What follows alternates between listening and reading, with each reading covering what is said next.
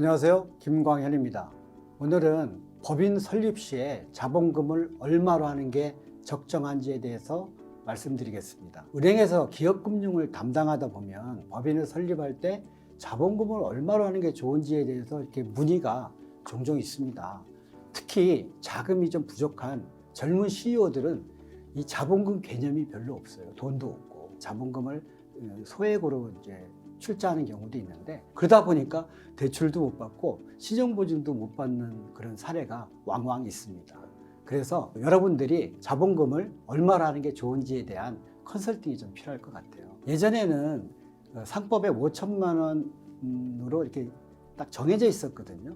근데 그 정해진 최소 자본금 요건이 삭제가 됐습니다. 그러다 보니까 법인 설립이 자유로워진 거죠. 그러다 보니까 오히려 얼마를 자본금으로 해야 되는지가 오히려 헷갈려진 거죠. 그래서 여러분들이 업체에 가서 자본금에 대해서 이렇게 설명을 해주면 업체들은 되게 좋아합니다.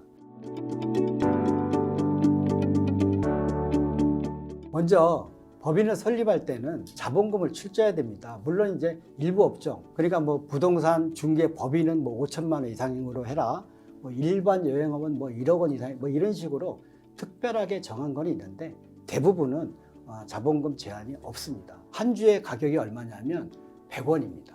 최소 금액이. 그러면 한 주만 있어도 회사가 성립이 되니까 100원으로도 회사가 설립할 수 있는 거죠. 자본금을 결정할 때는 고려해야 될 요인이 몇 가지가 있습니다. 그래서 한 4가지 정도 되는데, 오늘 그 4가지를 살펴보도록 하겠습니다. 첫 번째로 이 자영업이나 어떤 소상공인이나 이런 개인 사업자들은 뭐 그냥 개인 사업자니까 관계없죠. 근데 기업형인 경우에는 법인으로 대부분 설립을 하게 되죠.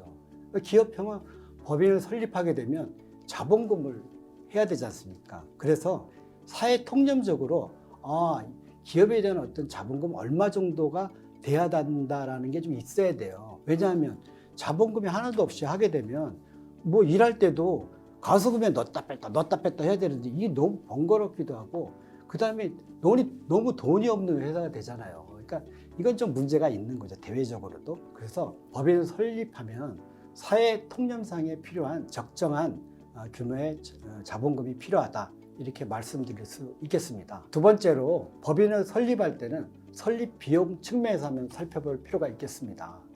법인을 설립하게 되면 등록 면허세라는 세금이 있거든요. 등록 면허세는 자본금의 곱하기 0.4%입니다. 100만 원을 만약에 자본금을 한다 그러면 0.4%면 얼마입니까? 4,000원이네요. 4,000원을 설립 비용이라 그러니까 왠지 싸 보이지 않습니까? 그래서 딱 살펴보니까 이 등록 면허세는 최소 금액이 있더라고요. 최소 하한선의 금액이 11만 2,500원입니다. 그러면 1,000원짜리 그 자본금을 해도 11만 2,500원이라는 얘기가 되는 거예요. 거꾸로 역산해 보죠. 11만 2,500원 나누기 0.4% 하면 얼마예요? 띠디디디디디 2,800 얼마 나오네.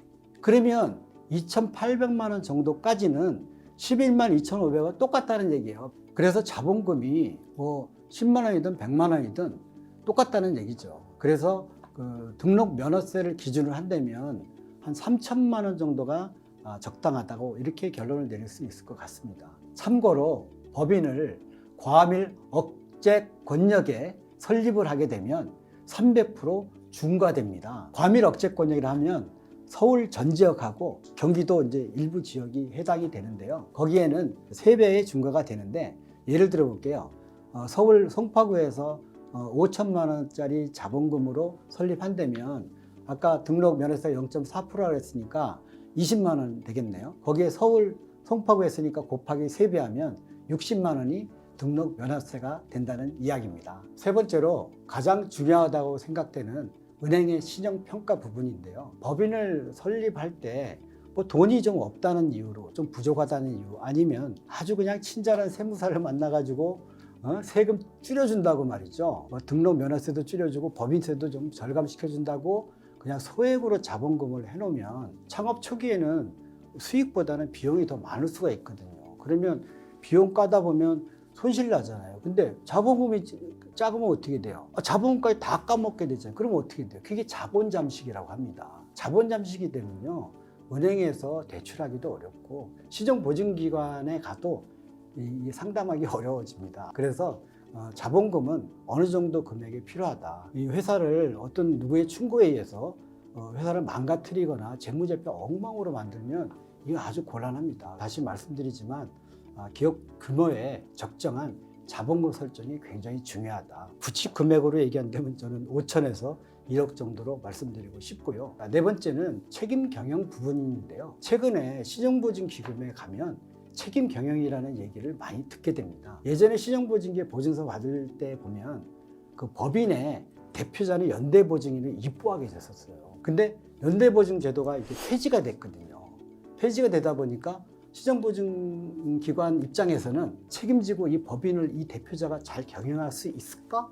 라는 의문이 드는 거죠. 그래서 이 책임 경영이라는 어떤 평가 항목을 만들어 가지고 이 대표자가 이 회사를 잘 경영할 수 있는지에 대한 걸 측정을 하게 됩니다. 여러 측정 요소가 있겠지만 그 중에서도 가장 중요시 여기는 게 자본금 규모입니다. 그러니까 자본금이 너무 작으면 돈이 없는 회사잖아요.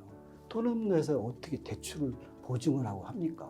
그래서 어느 정도 금액이 필요한 건데 제가 최근에 그 상담한 그 업체들 보면 2천만 원, 3천만 원짜리가 왜 이렇게 많은지 모르겠어요. 제 생각에는 그 세무사가 코치한 것 같아. 그죠? 아까 얘기한 설립비용 측면에서 3천만 원이 적당하다고 했잖아요. 그래서 그런지 2천만 원짜리, 3천만 원짜리가 많은데 이런 분들은 대출이나 보증이 한 3억 이상 필요한 거예요. 근데 실제로 상담하면 3억 이상 나올 수가 없어요. 대부분은 안 되고요. 끽 나와도 5천만 원 이 정도밖에 안 되더라고요. 왜? 자본금이 너무 작으니까. 그래서 이제 이런 부분이 굉장히 장애가 될 수 있기 때문에 적정한 자본금은 굉장히 중요하다. 아까 은행도 굉장히 중요했지만 신용보증기관 측면에서도 자본금은 어느 정도 하는 게 중요하겠다. 이런 생각이 듭니다. 제 이제 경험적으로 보면 어떤 분은 그래요. 자본금 뭐 많이 할 거 뭐 있어. 그거 좀 빼먹으려고 해야 되는데 자본금 너무 빼기가 어렵잖아. 빼려면 뭐 급여 아니면 배당밖에 없는데 다 세금 내야 되잖아요. 그러니까 이런 어떤 걸 가지고 조금 하려고 하는 성향이 있거든요. 그 다음에 회사 이제 하다가 접을 때 청산하기 좀 쉽게 하려고 하는 경우가 있는데 그건 뭐 맞는 얘기입니다. 그러나 법인에 대한 그 돈을 개인 돈 마냥 이렇게 마음대로 빼게 되면 여러분들 그 TV에서 본 요즘에 횡령죄라는 게 법인에 대한 자금을 횡령한 죄거든요. 그래서 거기에서 낭패를 볼 수 있기 때문에 이런 기업은 뭐 은행도 뭐 마찬가지고 시정보증기관도 지원 대상에서 제외가 됩니다. 이런 대목에서 여러분들이 잘 코치를 해주셔야 돼요. 은행에 계신 분들이 이런 어떤 내용을 잘 코치해가지고 기업이 정말 잘 성장 발전할 수 있게 해야 되는 어떤 동반자 금리의 그런 역할이 진짜 절실하다 이렇게 생각합니다. 지금까지 한 4가지 요건에 대해서 한번 말씀드렸는데요. 그 정리를 해보면 결론적으로 자본금은 5천에서 한 1억 정도가 적당하다. 물론 이제 소액으로 해도 관계없습니다. 근데 대출이나 어떤 시정보증기관 이런 데를 거래를 하기 위해서는 어느 적정 금액의 기업의 규모에 걸맞는 자본금 운영이 필요하다고 이렇게 말씀드릴 수 있겠습니다. 요즘에 법인 설립이 뭐 개인 기업 하다가 규모가 커지면 법인 전환하는 경우도 있고 그 다음에 신설로 법인을 설립하는 경우도 있고 그 다음에 법인 기업에서 자회사들을 만들면서 이렇게 설립하는 경우가 많이 있거든요. 이럴 때 여러분들이 잘 컨설팅해서 기업이 지속적으로 성장 발전할 수 있도록 도와주는 동반자로서의 멋진 은행원이 되기를 바랍니다. 감사합니다.